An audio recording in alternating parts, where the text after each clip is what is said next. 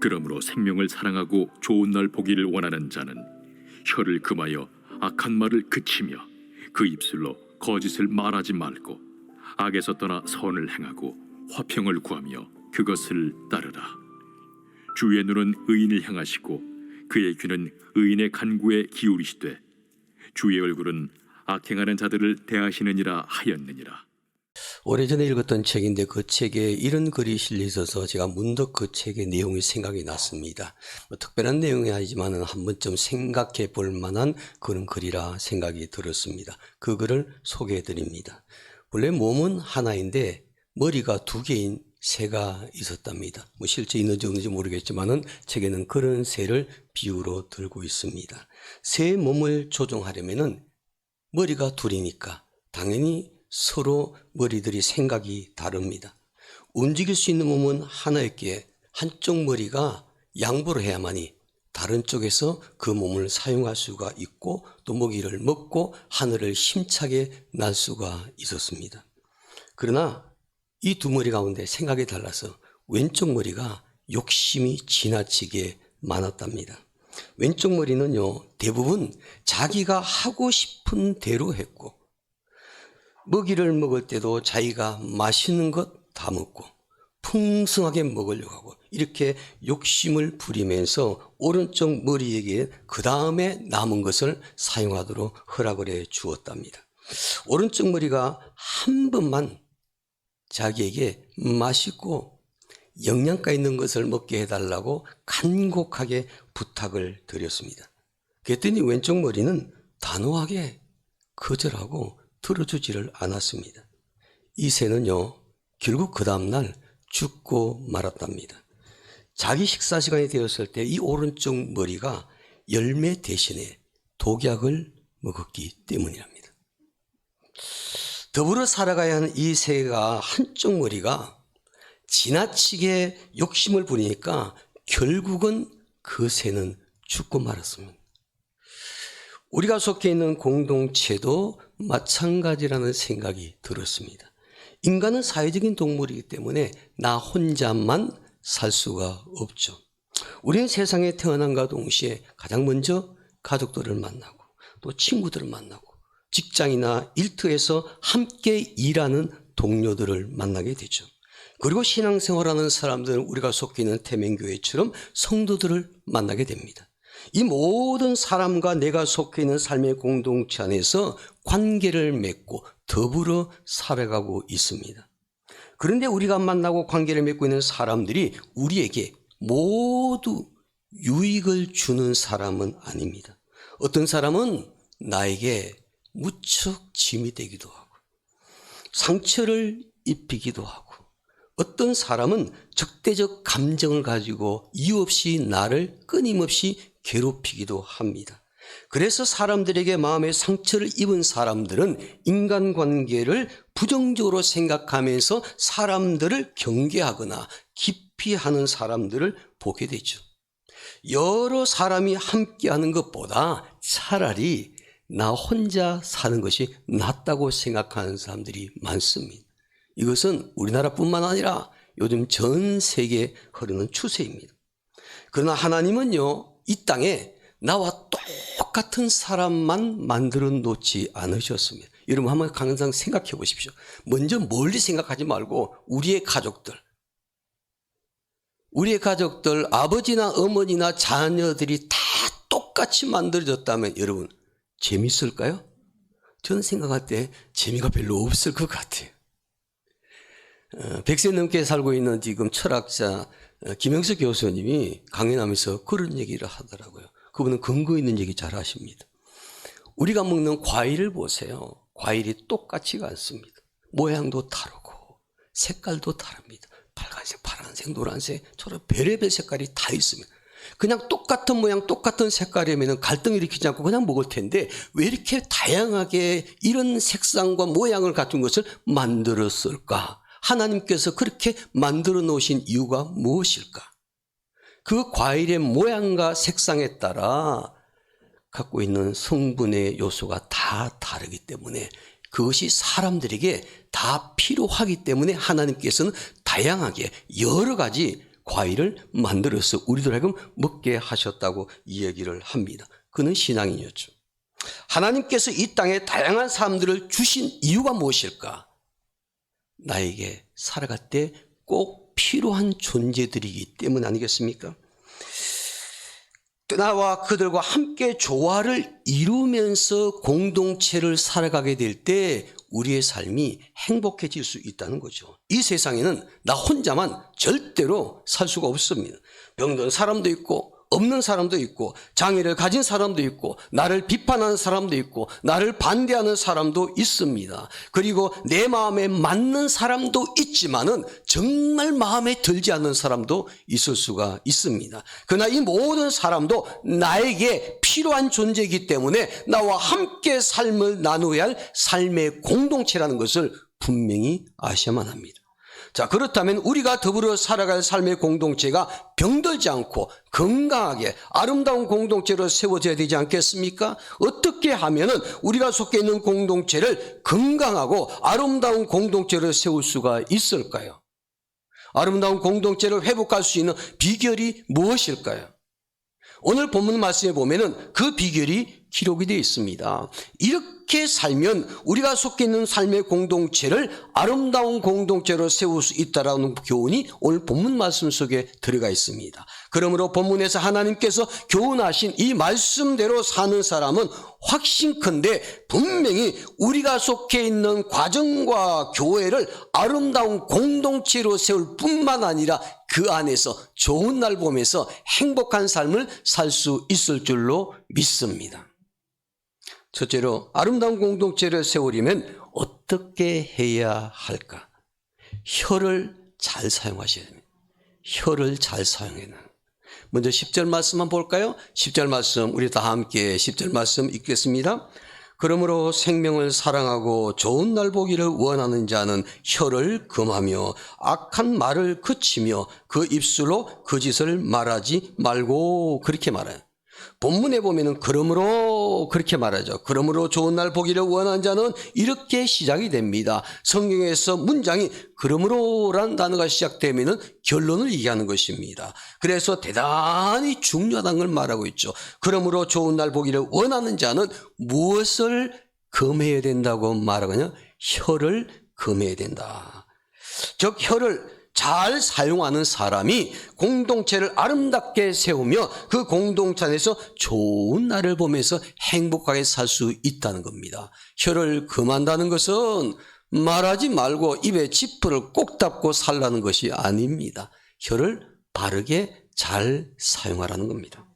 사람들은 짜증나고 속상하고 힘들면은 주로 어떤 말부터 하게 됩니까? 여러분, 저는 목사이지 않습니까? 짜증나고 속상하면 어떤 말부터 하게 될까요? 찬송부터 하게 될까요? 저도 사람이기에 불평부터 나옵니다. 불평부터 나옵니다. 짜증나고 속상하고 힘들면은 자기도 모르게 튀어나오는 말이 불평입니다. 공동체에 어려운 일이 생기게 되면은 하는 일이 잘 풀리지를 않으면 뜻한 일이 잘 이루어지지를 않으면 감사보다도 불평부터 나오기 쉽죠. 이런 불평하는 사람들이 많게 되면은 아름다운 공동체 세울 수가 없습니다. 지난주 금요일날 금요기도 끝마치고 난 다음에 제가 오늘 축구 보시고 열심히 응원하세요 그랬습니다. 제가 그날 다음 날이 이제 이대 교수님 서인 공부했기 때문에 사실 가서 더 말씀 준비하고 막 기도하고 그래야 될 텐데 제가 한 말이 있어가지고 저도 끝까지 축구를 다 봤습니다. 우리나라가 이겼잖아요. 저는 그렇게 생각합니다. 제가 기도하지 않고 성경 공부 준비하지 않고 열심히 보면서 박수치면서 응원했기 때문에 역전승을 했다라고 저 스스로 착각하면서 그렇게 살고 있습니다. 정말 멋있게 잘했습니다. 마음의 감동. 그래서 말씀 보고 기도하고 또 은혜도 받고 좋았겠지만은 또 나름대로의 그보다 더 큰 감동이 있었고 은혜도 받고 기분 전환이 되었습니다. 우리나라 선수들 참 잘해요. 근데 실제로 보면은요, 우리나라 선수보다 그 포르투갈 선수들이 훨씬 더 몸값도 비싸고 세계적인 명성을 가진 사람이잖아요. 양 팀을 통틀어가지고 제일 유명하고 돈 많이 받고 관심 끈 사람이 호날두 선수잖아요. 호날두 선수. 그런데 이번에 양 팀 가운데 가장 못한 선수가 호날두 선수라고 그렇게 평가를 하더라고요.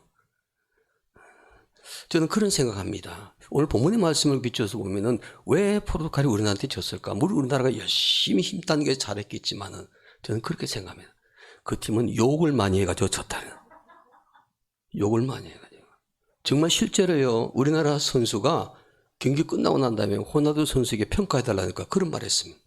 그 선수하고 밀착해가지고 게임을 했는데 그 선수가 시작할 때부터 교체돼 나갈 때까지 입에 욕을 담고 다니더래요. 그래서 이 친구가 그렇게 말해요. 나는 호날두인 줄 알았더니 욕날두더라고. 뭐 이렇게 평가를 했어요. 우리나라 선수는 어떻습니까? 욕합니까? 힘들잖아요. 힘내. 할 수 있어. 너 믿어. 야, 달려. 이러면서 서로 격려하고 용기를 주는 말을 하고 있는데 상대편 팀 선수들은 욕하는 것을 밥 먹듯이 하고 게임을 하고 있어요. 여러분, 그러면 팀워크가 어떻게 되겠습니까? 한 팀이 안 되는 거죠. 그 혀가 공동체의 단합을 깨트리는 겁니다. 힘들고 고통스러워도 절망스러워도 함께하는 구성원들이 공동체 사람들이 혀를 잘 사용해서 서로 용기를 주고 희망을 주고 격려하고 위로하게 될 때 그 공동체는 아름다워지는 것이죠. 스포츠도 그런데 우리의 삶의 공동체는 말할 것도 없습니다.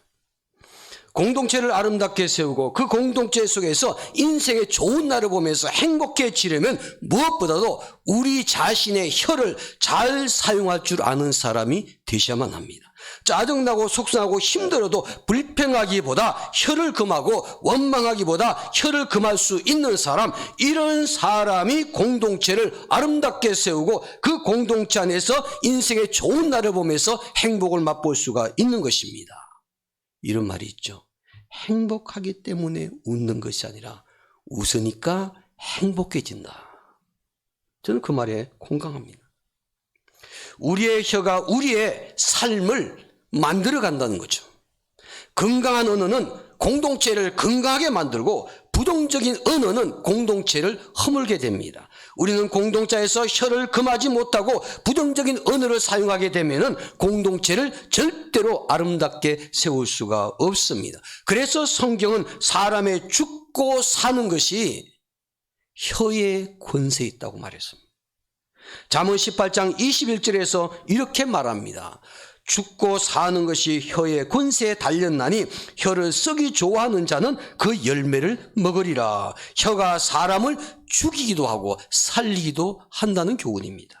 그러므로 우리는 우리가 속해 있는 가정이라는 공동체, 교회라는 공동체, 일터라는 공동체를 아름답게 세우려면 먼저 혀를 잘 관리해서 불평하는 말, 원망하는 말, 험담하는 말, 비판하는 말, 이런 부정적인 언어를 사용하지 말아야만 합니다. 힘들고 어려운 환경에 처해 있을수록 부정적인 언어보다는 긍정적인 언어를 사용해서 공동체를 아름답게 세워서 좋은 날이면 공동체 안에서 행복을 누릴 수 있는 우리 태명교회 성도들이 되기를 주님의 이름으로 축원합니다. 그러면 공동체에서 만나는 사람들에게 들려주는 긍정적인 언어는 무엇일까? 당연히 칭찬한 말이겠죠. 격려하는 말이겠죠. 용기를 주는 말이 되겠습니다. 위로하는 말이 되겠습니다. 이런 말들은 사람들을 살리는 긍정적인 언어입니다. 우리는 부정적인 언어보다 이런 긍정적인 언어를 많이 공동체에서 사용해야 합니다. 그럴 때 우리 공동체가 아름다워지는 거죠. 그런데 이 언어들보다 더 영향력이 있고 영혼을 살리고 공동체를 아름답게 세울 수 있는 긍정적인 언어가 있습니다. 오늘 본문 말씀 바로 앞에 있는 9절 말씀입니다. 9절 보시기 바랍니다. 9절 제가 한번 읽겠습니다. 악을 악으로 욕을 욕으로 갚지 말고 도리어 무엇을 빌라? 복을 빌라. 이를 위하여 너희가 부르심을 받았으니 이는 무엇을 이어받게 하려 하며 복을 이어받게 하려 함이라. 욕을 욕으로 갚지 말고 도리어 복을 빌라는 건 축복하라는 것입니다. 그럴 때 그 축복을 이어받게 될 것이다. 사람들에게 악한 말 하지 말고 욕하지 말고 복을 빌라는 거죠. 그러면 그 사람도 복을 받고 축복을 비는 나도 복의 유업을 받을 것이라고 성경은 말씀하고 있습니다. 축복의 언어는 복을 가져오는 줄로 믿습니다. 공동체를 아름답게 만들고 그 공동체 안에서 인생의 좋은 날을 보면서 행복하게 하는 능력이 있습니다. 하나님께서 그렇게 약속하셨기 때문이죠. 그러므로 우리는 공동체 안에서 사람들에게 축복의 말을 많이 할 수 있는 성도가 되셔야만 합니다. 교회 안에서 만나는 성도들을 많이 축복할 수 있는 그런 주일이 되었으면 좋겠습니다. 내가 속해 있는 공동체에서 만나는 사람들에게 축복의 언어를 사용하는 사람이 축복의 언어를 많이 사용하는 사람이 축복의 유업을 받게 될 것이며 인생의 좋은 날을 보면서 아름다운 공동체를 세우게 될 줄로 믿습니다. 둘째로 아름다운 공동체를 세우려면 선을 행하여야 하셔야 됩니다. 11절 말씀 보시봐. 11절에 보니까 이렇게 말합니다. 제가 읽겠습니다. 악에서 떠나 무엇을 행하고 선을 행하고 악에서 떠나 선을 행하라 그렇게 말합니다. 아름다운 공동체를 세우는 사람에는 악에서 떠나고 선을 행해야 된다. 악을 행하지 않고 선을 행하는 사람이 아름다운 공동체를 세울 수 있단 말이죠. 사람들은 선과 악 잘 구분합니다. 유치원에 다니는 아이들도 선과 악 구분합니다. 선이 무엇이고 악이 무엇인지 가르쳐주지 않아도 잘 구분을 합니다. 그래서 사람들은 배우지 않아도 선을 행하게 되면 기분이 좋아지죠. 악을 행하게 되면 양심의 가책을 느끼게 돼요. 사람의 본능입니다. 선과 악은 잘 분배가는데 문제는 선택의 문제 앞에서 무너지는 사람들이 많더라는 거죠.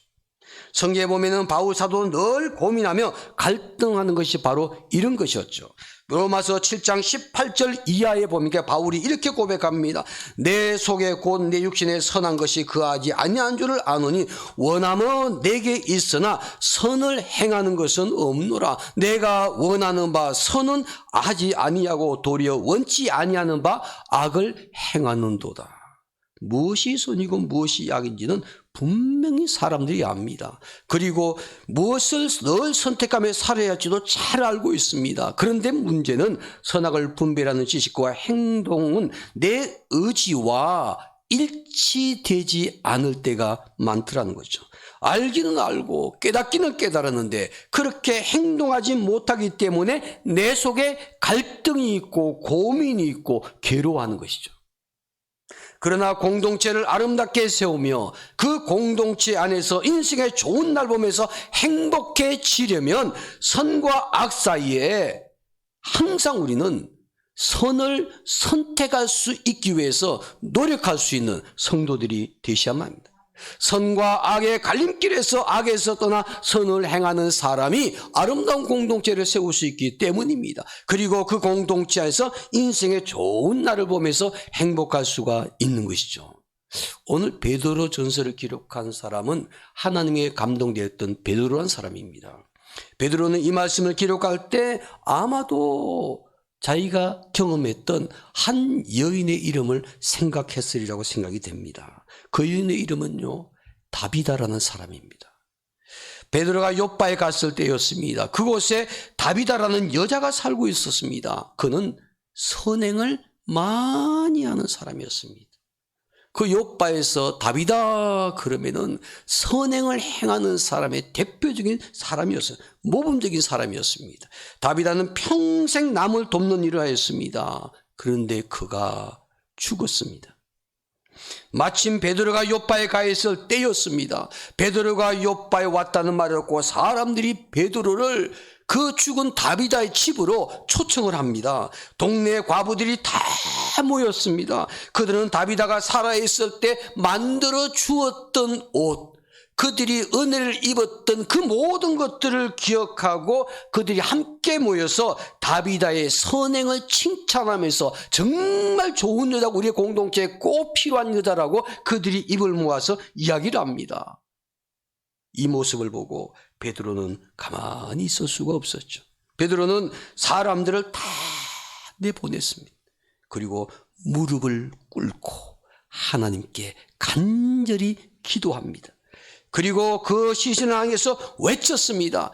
다비다야, 일어나라. 죽은 다비다가 일어났다고 성경에서 말씀합니다. 그녀가 살아났습니다. 부활했습니다. 다비다는 선을 행하고 마지막 날에 좋은 날을 보았던 여자였습니다.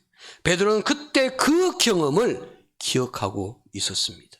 이런 중동 지역에요, 이런 속담의 말이 있습니다. 선행을 하라, 빵을 물 위에 던져라. 그러면 그대에게 어느 날 반드시 보상이 있으리라. 물 위로 떠나보내는 빵 조각이 어떤 결과를 가져올지 전혀 예측할 수는 없지만은, 그래도 선행을 하면 이 선행은 기대하지 않는 놀라운 결과를 가져온다는 교훈입니다. 근데 사실 이 교훈은요, 중동의 교훈이 아니고, 중동의 속담이 아니고 성경 말씀의 교훈입니다. 전도서 11장 1절에 보면은 이렇게 말합니다. 너는 내 식물을, 이 말은 내 음식에, 내 빵을 물 위에 던져라. 여러 날 후에 도로 찾으리라. 그렇습니다. 선행을 베풀면 공동체의 다른 사람들을 행복하게 만들기도 하지만은 자기 자신도 행복해질 수가 있습니다. 우리가 어떻게 해야 우리가 속해 있는 삶의 공동체를 아름다운 공동체로 회복할 수가 있을까? 우리의 가정을 아름다운 공동체로 어떻게 해야만 회복할 수 있을까? 내가 일하는 일터를 어떻게 아름다운 공동체를 회복할 수 있을까? 우리 태면교회를 아름다운 공동체로 세우는 비결이 무엇일까? 첫째, 우리 모두가 함께 혀를 금하여 아름다운 말을 할 수 있는 성도들이 되어야 될 줄로 믿습니다. 그리고 사람들에게 선행을 베풀 수 있는 그런 넉넉한 마음을 가진 성도들이 되었으면 좋겠습니다. 셋째로, 아름다운 공동체를 세우려면 어떻게 해야 할 것인가? 공동체에서 화평을 구하는 사람이 되셔야 됩니다. 화평을 구하는 사람. 다시 11절 말씀 우리도 함께 마지막으로 함께 읽겠습니다. 11절입니다. 악에서 떠나 선을 행하고 화평을 구하며 그것을 따르라. 화평을 구하며 그것을 따르라고 말씀하고 있죠. 화평을 구하는 사람, 화평을 따르는 사람, 이런 사람이 공동체를 아름답게 세울 수 있다는 겁니다. 반대로 내 마음에 화평이 없는 경우를 한번 상상해 보십시오. 아니요, 지금 내 마음에 화평이 없는 걸요? 그럼 더 실감하실 겁니다. 주변의 환경이요, 아무리 좋아도 내 마음에 화평이 없으면 좋게 보이지를 않습니다. 세상이 살기 좋아도, 주변이 환경이 좋아도 내 마음에 화평과 평안이 없으면 그것이 좋게 보이지를 않습니다. 그뿐만 아닙니다. 마음에 화평이 없는 사람은 자기가 속해 있는 공동체를 화평하게 만들 수가 없습니다. 내 마음이 화평하지 않으면은 내 가정을 화평하게 만들 수가 없습니다. 내가 화평하지 않으면은 내가 일하는 일터를 화평하게 만들 수가 없습니다. 먼저 내 마음에 화평이 있어야만 합니다. 평안이 있어야 됩니다. 내 마음에 화평이 있고 평안이 있어야만이 내가 속해 있는 삶의 공동체를 화평하게 만들 수가 있는 것이죠. 가정에서 가족들과 화평하지 못하면, 직장에서 동료들과 화평하지 못하면, 이 교회 안에서 교인들과 화평하지 못하면 우리는 결코 행복을 경험할 수가 없습니다. 타인과의 관계에서도 화평을 잘 구하는 사람이 되셔야만 합니다. 그리할 때 우리는 아름다운 공동체를 세울 수 있고 그 공동체 안에서 좋은 날을 보면서 행복한 삶을 누릴 수가 있습니다. 기억하십시오. 가정 안에서 내가 먼저 화평해야만이 우리의 가정을 화평하게 만들 수가 있습니다. 우리는 하나님이 주신 좋은 날 보며 행복한 인생을 살려면 내 마음의 화평을 먼저 구하고 타인과의 화평을 구하고 그리고 또 한 가지 더 중요하게 구해야 될 화평이 있습니다. 하나님과의 화평입니다. 내 마음에 화평이 있고 타인과의 화평이 있는데 문제는 하나님과 나와의 관계에 화평이 없다면, 불편하다면 우리는 행복한 삶을 누릴 수가 없습니다. 하나님과의 화평, 하나님과의 화평한 사람, 하나님과 화목한 사람, 바로 이런 사람이 인간관계 속에서도 화평을 마음껏 누리고 삶을 살 수가 있습니다. 여러분, 고난과 시련과 환난을 당했던 욥을 보십시오. 욥의 그 고난이 사실 성경의 욥의 고난이요, 제가 볼 때는 인류 역사상 인간이 겪을 수 있는 가장 험악한 인생을 경험한 사람 아닙니까? 욥처럼 아무리 고난당했죠, 욥처럼 그 정도의 고난당한 사람은 비교해보면 없습니다. 욥은 고난을 당하는데 최고봉에 섰던 사람이었습니다. 그런데 그 욥이 얘기를 합니다. 욥기 22장 21절에서 너는 하나님과 화목하고 평안하라. 그리하면 복이 내게 임하리라. 여러분, 평안하게 살던 욥이 그때 이렇게 말한 것이 아닙니다. 물질적으로 축복 누리고 건강하고 자식들도 멀쩡하게 살아있고 아내도 자기한테 잘하면서 행복한 부부 생활을 하고 있을 때 욥이 이렇게 했던 말이 아니라는 겁니다. 만약 그때 욥이 이런 고백을 했다면요, 그 욥 말 공감할 수가 없습니다. 욥이 이 고백을 했을 때는 인생의 가장 힘든 시기예요. 심지어 그의 아내가 그렇게 인생 살려면 차라리 나가서 죽어버리라, 저주의 말을 한 것을 듣고 살았던 것이 됩니다. 자식들도 하루아침에 다 죽어버린 그런 상황이었습니다.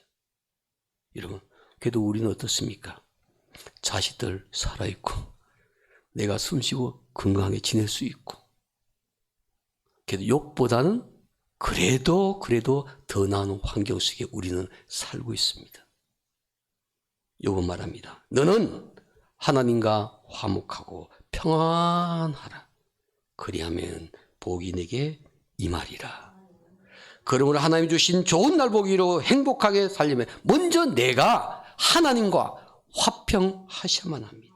그리고 하나님 주신 화평으로 내 마음의 화평과 타인과의 화평을 누림으로써 좋은 인생 날 보기 위해 공동체를 아름답게 세울 수 있는 그런 성도들이 되셔야만 합니다. 사랑하는 한 해를 마무리하면서 우리가 12월 한 달 동안 아름다운 공동체 회복하기 시리즈를 보내게 될 텐데, 먼저 내 자신의 마음에 화평이 넘치는 사람이 되셨으면 좋겠습니다. 그리고 우리의 가정에도 아름다운 공동체를 회복을 하고, 또 내가 신앙생활 이 교회 안에서도 아름다운 공동체로 회복할 수 있는 12월 한 달 되기를 주님의 이름으로 축원합니다. 기도하겠습니다.